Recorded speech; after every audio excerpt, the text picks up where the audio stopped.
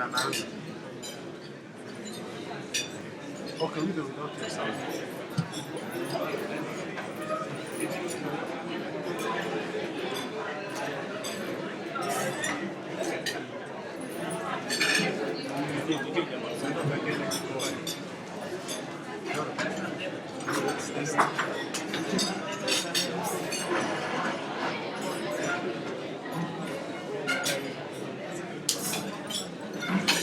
Quite.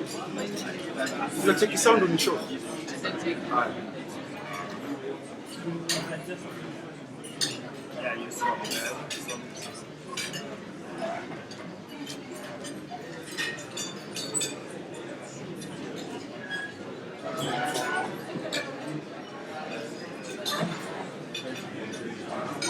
Ameketi tena na rafiki matatu. Umeanza wewe? Batakaji.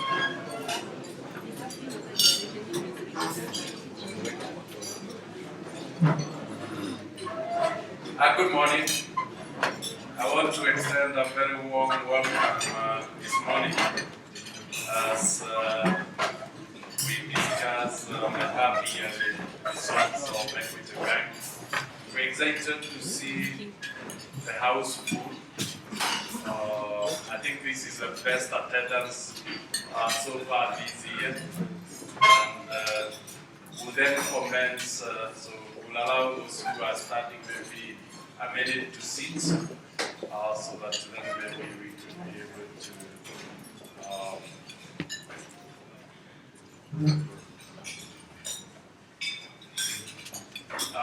this half-yearly results discussion brief to investors is coming at a good time. There is a lot of focus on the banking industry, so it would be good to be a little bit detailed. So going and looking at the microeconomic environment within the region, we look at the governance structure and leadership of the bank. We'll also have a view of the regional expansion and diversification. We'll also take a deep dive on the innovations and digitalization agenda. We'll look at the SME strategy, and then eventually we'll then look at the numbers. But before the numbers, we'll look at the qualitative analysis of the bank and the social impact, which is as significant as the economic and grows up with the core, that is intermediation, the funding, and the asset base, and the resultant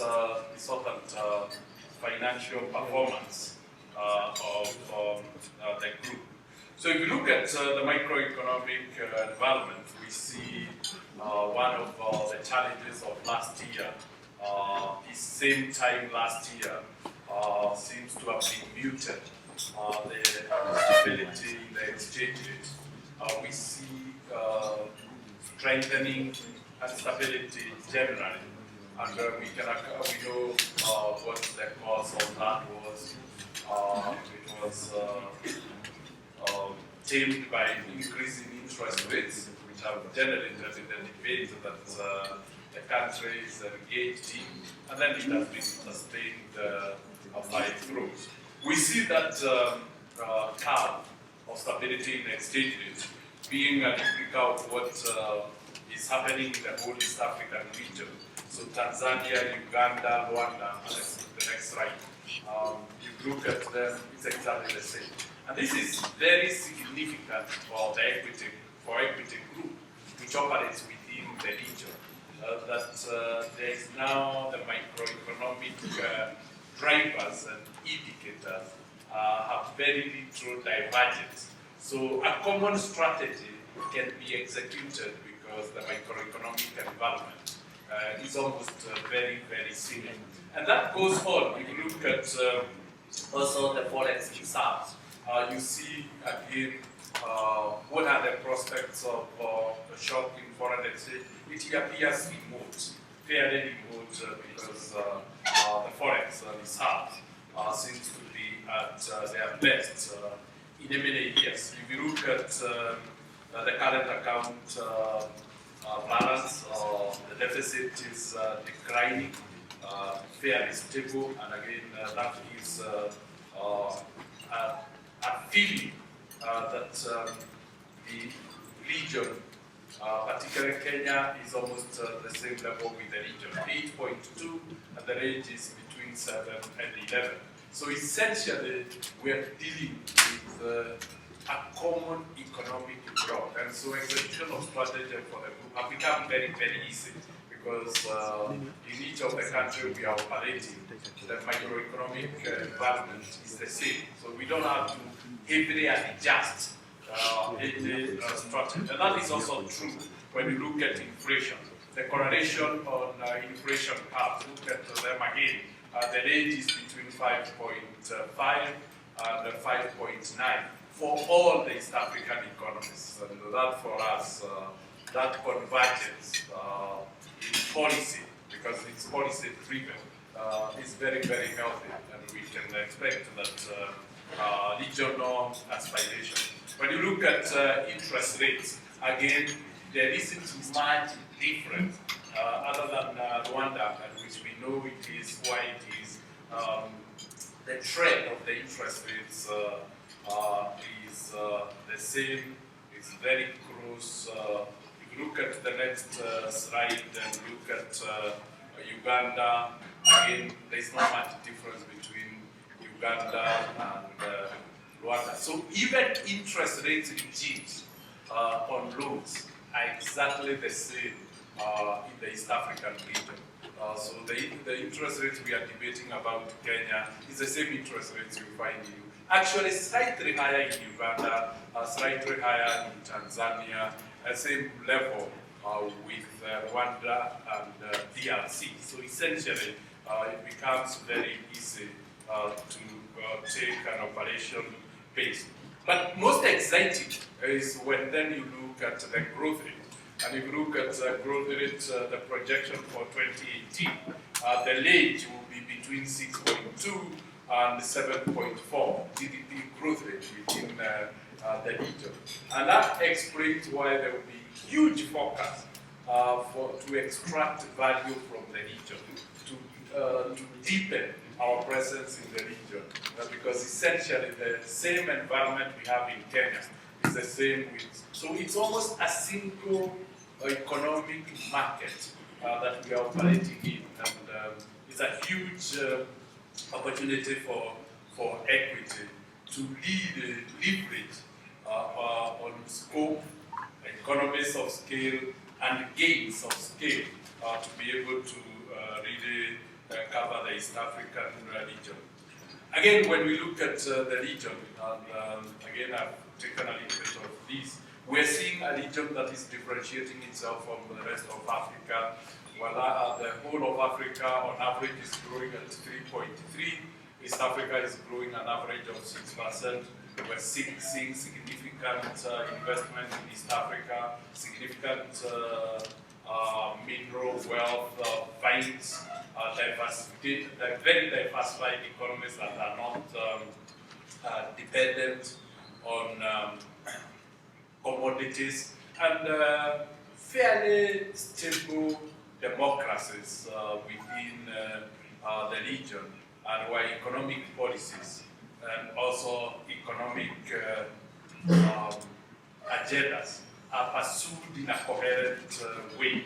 One can say the reforms, the economic reforms are very, very uniform within the region. That doesn't mean the region doesn't have headwinds. Of course, there will be being the region being dominated by colonial colonies of Britain, the trade pattern, most likely the ramification, the sluggish, declining growth of China, given that it's China which is funding the infrastructure development in the region, the politics of elections in the region, and of course the financial sector headwinds that have seen three institutions experience challenges, and of course the political economy pursuits of interest capping, a very popular subject. Those are issues that we know, but we can't run away from In light of that, the strategic priorities of the region will be really focused on spreading the innovation and digitization across the region, focusing on the SME to support the growth of the region, and really making the balance sheet very agile to be able to take advantage of opportunities that will be emerging. And the process optimization to give customers a better experience will be something we'll focus on. And the pet subject of cost optimization, just to ensure that as interest rates continue to decline, as yields continue to decline, they don't affect the bottom line, but will be overcompensated by cost optimization. So essentially, that's the region we are operating in. And then we can then look at the structure. And this structure, again, very strong governance, oversight structure has helped us a lot to get it right within the subsidiaries. And we can see the ability to transfer learning and experience from one subsidiary to the other is very, very easy.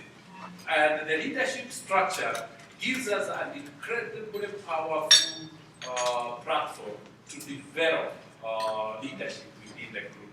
We're able to provide huge opportunities for growth, and as a result, retention of talent, attraction of talent is becoming increasingly easy. The shadow position across the group has become really visible. And we can now say with the shadow positioning, the issue of managing succession has become pretty easy. When you have 12 subsidiary managing directors, then you can see how easy it is to move them from one place to the other and to allow the deputies, for instance, to lead a group. And we have experienced that with Rwanda, transferring the managing director of Rwanda to Uganda and feeding from within. So that ability has become a very huge competence for the bank to develop significantly its talent as opposed to always looking from without. In terms of regional expansion, we see significant growth, yes. We have had headwinds in South Sudan, where South Sudan, if you look at deposits, we are down 69%, loan book, we are down 91%, and of course, profitability, we are negative 112. But despite all that, you find the regional growth rate, deposits of the regional subsidiaries still grew by 2%, loan book still grew by 48%, and total assets grew by 9%, and the decline in profitability reduced from where it was in the first quarter, 45% to below 19. And we are very confident come the third quarter, we'll be registering positive growth in profitability from.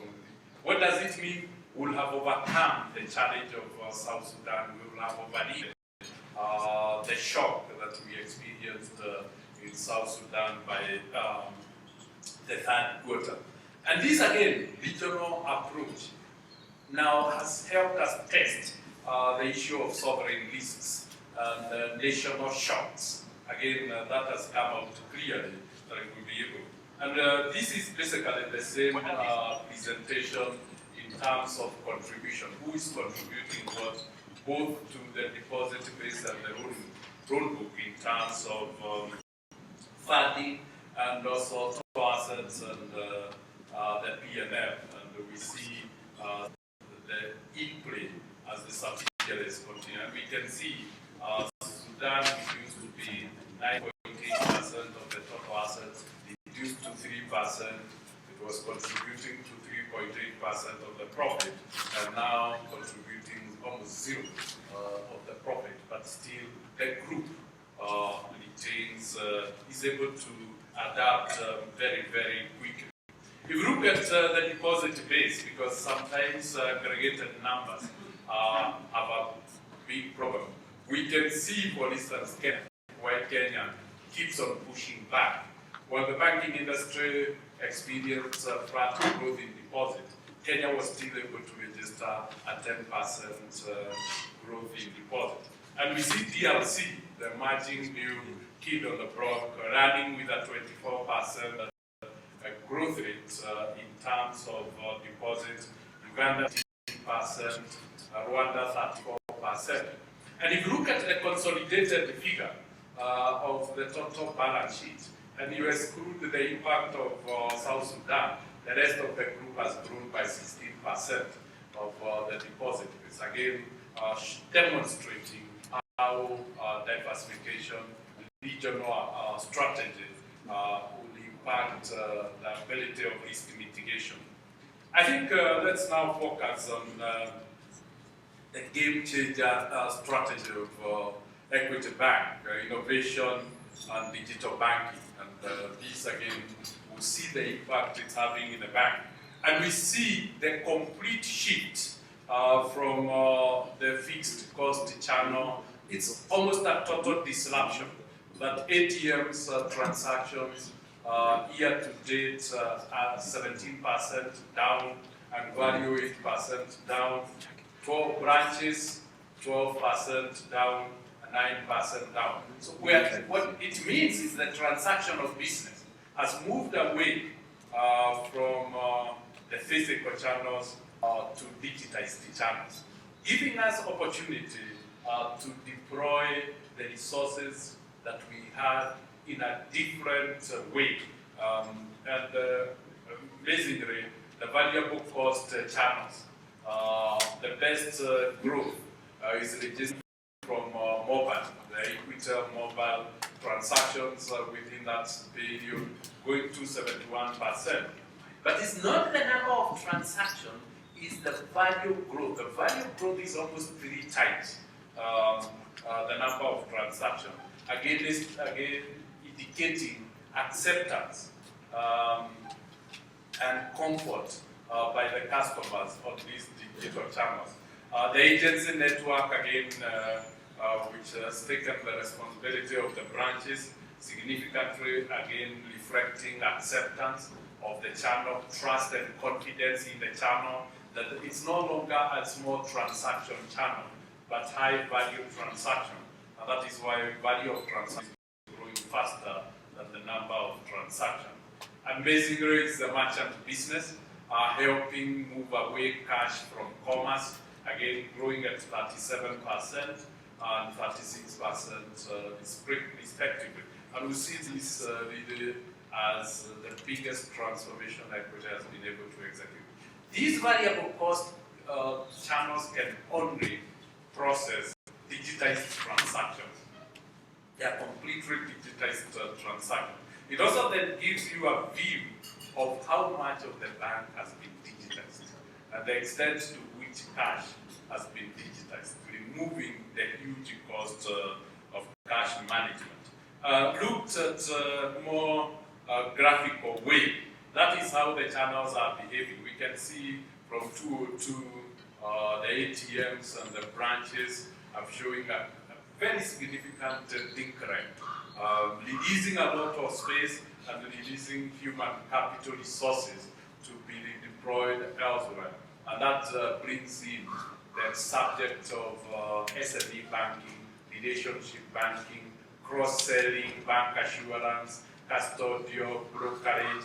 We see the place those ones now have in the bank. If you look at the brokerage, maybe at the moment it's the most successful brokerage in Kenya, custodial, the most successful custodial, and bank assurance, the most successful intermediary in the insurance agency. So again, we can see the huge opportunity. And as we look at the SME, we'll see. But it's the mobile, look at the mobile, it's doing 10 times the number of transactions being done by branches just 1 year from launch. Just 1 year from launch, it has that significant. And when we analyze these and ask the customers, they say, this is the ultimate convenience in banking. You've really brought ease and convenience in banking industry. I do banking 24 hours wherever I am and without really needing to move. So I think we are seeing that now, this transformation, let's see how it is played in the marketplace of channels. We can see the branches, the traditional ones. We still command, like we had 2010, 10% of the banking, 11% of all the branch network in the country is owned by Equity. Branch transaction, we still have maintained our hold on them.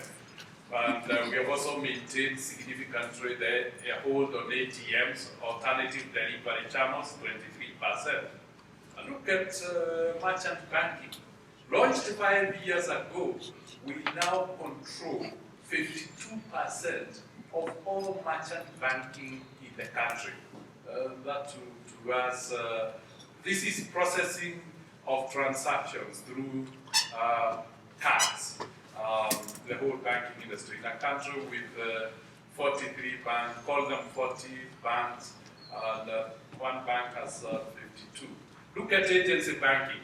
So it appears this strategy of innovation, the bank has successfully been able to learn with this. And we'll see the implication of this as we move on, that this innovation has started paying the bank significantly because it is delivering convenience and it's delivering variable cost and third-party infrastructure which has no financing cost, has no depreciation, it's just a commission or fee, as is might be. So we are very excited about merchant banking and agency banking, where we have a sound command, and essentially the offering will continue to increase. It means that whatever offering we make there, it will be easy.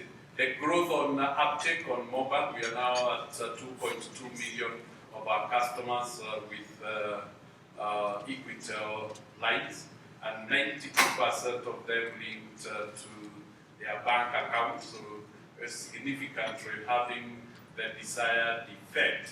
And looking at how that is being used, we see the cumulative banking transactions increasing by, over the year, increasing by 225%, while the value of those transactions has increased by 525%. Again, confidence and trust. When you look at the amount of money being taken through those transactions, is very, very significant transaction. One slide back, Alex. I think one more, this year, you look 264 billion shillings being moved digitally, electronically, within just a span of 1 year. That starts showing the confidence and trust in digital money. That we could really eliminate cash, and money is digitized. The efficiency, and we'll see the efficiency. We then move to the next slide, and we look at the growth in number. Last year, as we started the digital, the number of loans that the bank would give was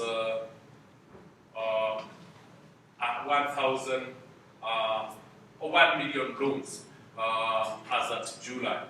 If you look at as at June this year, we have given out 4.3 million loans.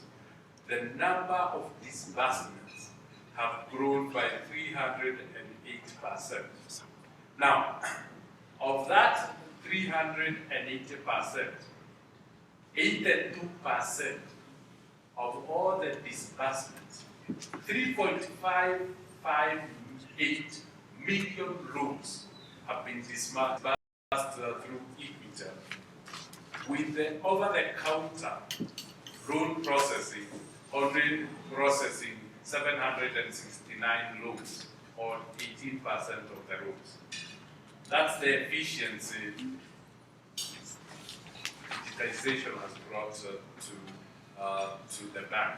It's amazing digitization that you can increase your disbursements fourfold, from 1 million loans to 4 million loans within a period of 1 year.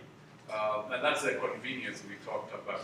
Now, digitization changes things, the speed of disbursement, the speed of delivery, and this is really right. 82% of all loans in the bank disbursed over a period of the first year being disbursed through the Equitel platform. And if you look at it, we can see this is a very interesting slide. It speaks to a question had been asked before: what would differentiate us from telecom-led disbursements or loan processing?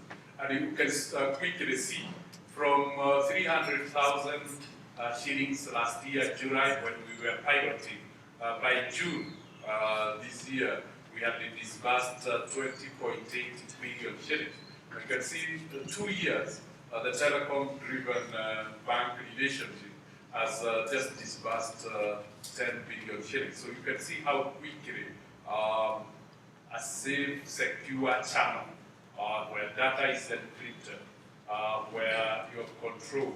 And it's not just the disbursement, that's out of that, the outstanding loan book has grown by almost 1,000%, while the number or the value of the loans being disbursed has grown by almost 6,500% growth. And we expect this to continue as people become more familiar.